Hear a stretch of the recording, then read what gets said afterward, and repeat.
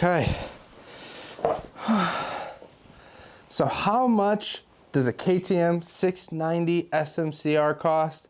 Well, we're gonna find out today what the retail price was, what I paid out the door for all these modifications, and I'm sure there's gonna be more, so stick around to see the full list and the final price of this bike, and maybe even see where it's going to get in the future.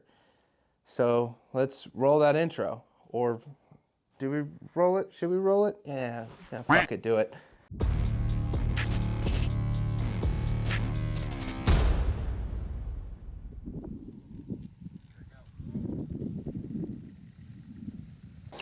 All right, so as you guys know, I love this 2021 KTM 690 SMCR. It's the only bike I have right now, so of course I love it.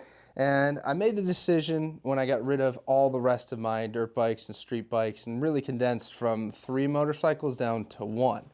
So I had to make the decision, can I do the best of street world, the best of supermoto world, dirt world, or do I kind of mix it in between and get an all-around pretty awesome bike?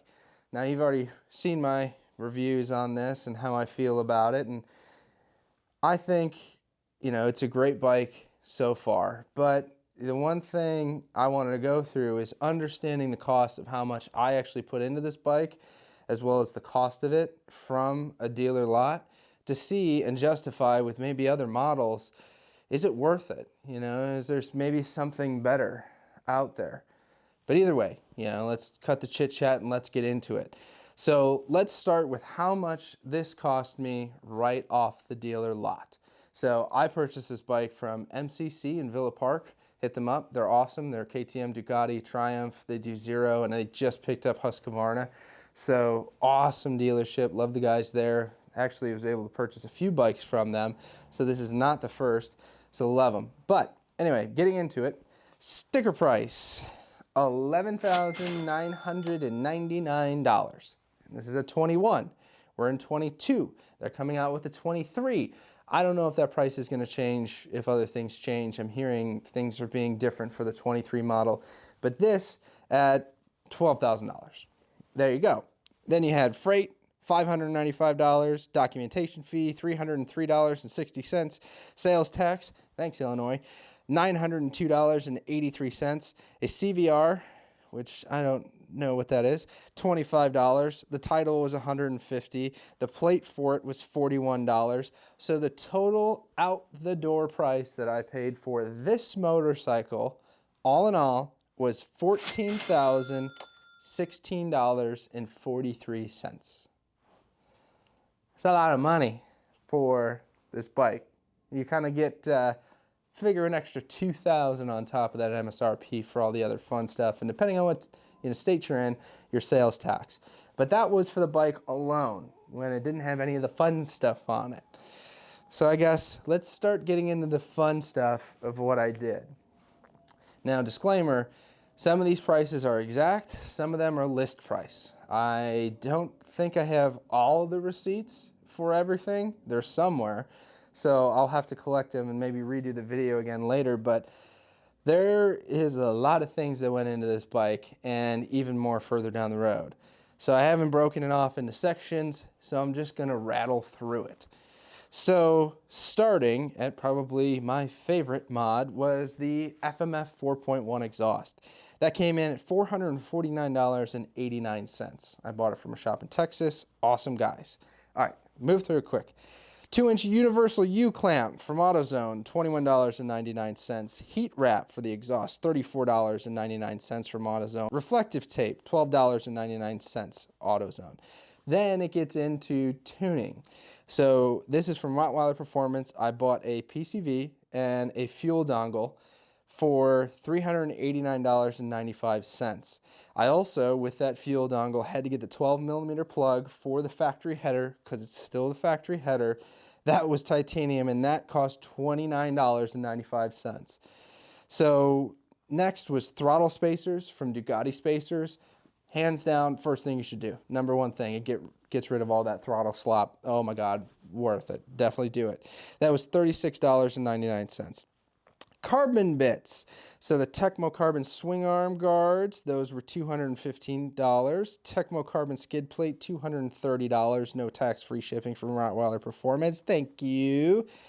Zeta Pro hand guards, $108.14. The Zeta U clamps that are needed to get around all the bits on the bars, those were $54.06. The Power Mad mirrors that everybody asked me about, $28.99. Quick side note, they suck. So they're aesthetic and legal reasons, but I wouldn't use them. P3 Factory header heat shield. That's another carbon piece that I didn't touch on earlier. $214.90. Hammerhead shifter. So this is your foot gear selector. It was $84.95. Did I really spend $84 on that? I mean, it's black and orange, but damn, that's okay. SP Connect phone mount plus the case for $100, and also make sure when you buy the SP Connect to do the anti-vibration phone mount for another $29.99.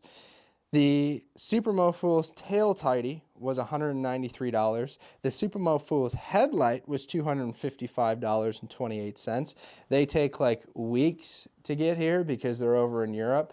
So make sure you order and not plan on needing them for a good month, and they'll eventually show up. The tail tidy, I still cannot find them in stock. I was refreshing that page every day, and as soon as the 10 came into stock, I ordered one, and by the next day, they were all gone. So you really got to keep an eye out for those if they even exist anymore. So the Pitbull paddock stand, $190.80. For those KTM bobbin pins, they were $27.89. The Motorsport Products center stand from Amazon was $143.04. That was awesome when I did the wheels, when I did a ton of work on this bike in that little mini build series that I did. I'm also going to put the bike up on that for the winter so we're not flat spotting any tires. Key to have. Then we look at the seat cover was $74.81. The graphics kit as a whole shipped to your door was $214.56. The Plasti-dip to turn the wheels from black to black and white is $21.99. For any other miscellaneous fluids and tools, figure about $150. I've gone through 3 oil change kits so far. I've got the 4th ready to go. Probably going to be changing the oil pretty soon here. Those are $62 a pop from Amazon, so I spent $186 just on oil changes, not including the oil. Insurance on this bike, for me, $147 a year. Brings the total of these modifications, everything for this bike, to $3,171.92. So I've already spent, you figure, $3,200 on just fun stuff and some oil changes and necessary service needs. But that's, I mean, okay, that's not bad, right? In about a year, yeah, I'll take it. I think the list is going to continue to grow because I need to do cold air intake, SAS delete, plenty of other bits and things that I want to put on it. But the grand total, as this bike sits here, and drum roll please, $17,188.35. $17,188.35. $17,188.35. Whew. Now, for that amount of money, is this bike worth it? I would say yes, absolutely. The $14,000 price tag for it, as it sits right off the dealer lot, factory stock, no changes. It's a fun bike. There's a few hiccups, there's a few things that I would highly suggest to do, like the Ducati throttle spacers, 100% worth the $36. Headlight, that factory halogen headlight sucks, so 100% worth it. Do you have to do all the carbon fiber bits and even the exhaust and the tail tidy and the graphics and blah, blah, blah, blah, blah? No, you don't. But you can, and I think it's worth it. I think it looks badass. I don't think it does anything performance-wise. If anything, you're almost kind of adding weight with the carbon fiber stuff because it wasn't there before. But you could also look at a lot of other good used motorcycles for that price tag. And I think as soon as we hit that $14,000 mark, everything out the door, this sort of declassified it from an off-road bike. Unless you're looking at big adventure bikes and other things like that, this 100% removed the opportunity to bring it in the dirt. Now, I still brought it down trails and other little dirt paths and things like that. I've never jumped it. I've never, you know, actually got aggressive with it off-road. But I think at that price point, yeah, you can kind of say see ya to it. You've got the Enduro R that's built for that I'd much rather throw around, that, you know, pros and cons. I mean, 6 of one, half dozen of another, they're the same damn bike essentially. But for this, the SMC R, I don't know. That's a little too much. And we start getting into that $17,000 range. First thing that comes to mind, I probably would like a Ducati Hypermotard 950 SP. You could get a year old.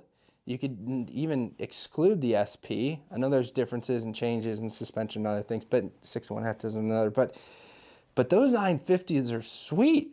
I love those things. I think they look good. I think they sound good. I think it'd be a much more comfortable bike on the street. I think it'd be a much more civilized. I don't want to use civilized in the non-hooligan wheelie way, but, you know, just in an everyday ride, I think it'd be a much more comfortable bike. And, you know, it's hard to make that argument, right?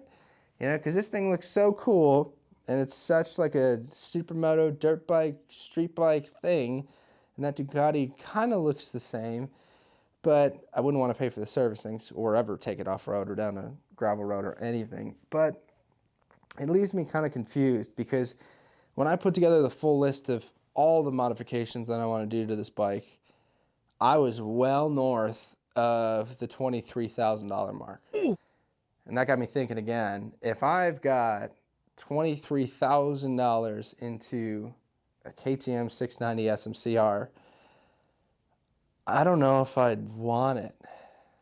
I think I'd rather buy an 890 Duke R and then a dirt bike and have 2 different bikes, and have one that's 100% street discipline and one that I can have fun on the weekends riding at the track, or even if I want to put a plate on it and take it up and down the street, go to Walgreens or Jewel Osco and come back. I think that would have been a better route, but I don't know if I can justify putting all that much money into this specific bike. It's hard to say. You know, once you fall in love with it, you never want anything different, and kind of weighing options, I'm still going to keep it. I'm still going to throw money into it and continue to modify and do other things. But, you know, what happens when my Stark Varg comes in? You know, is this going to sit more often because I'm riding in the dirt? Am I going to want to focus more on, you know, dirt biking or more traditional supermoto and convert a 450 500 to ride on the street? Or is it going to be the opposite? Am I going to finally have a dirt bike again? And this is just then, I don't need it. I want a street bike. I want something in the 800 to 900 cc range. Give me a KTM 890 Duke R. Give me a FC09, even an FC or MT now. Sorry, MT09, MT07.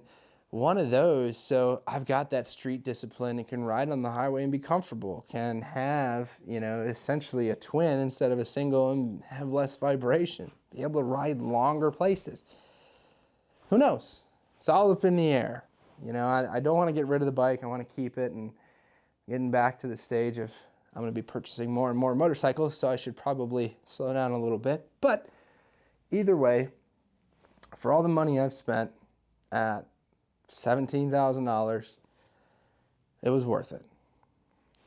So you guys, let me know what you think I should do next, and what else you think I probably could have skipped instead and saved money and put it towards something else. I know the first thing, cold air intake or air box or whatever you call it, and the SAS delete kit. But hey, Christmas is around the corner. It's coming. So we'll see. But again, thank you guys for watching. And as always, keep riding.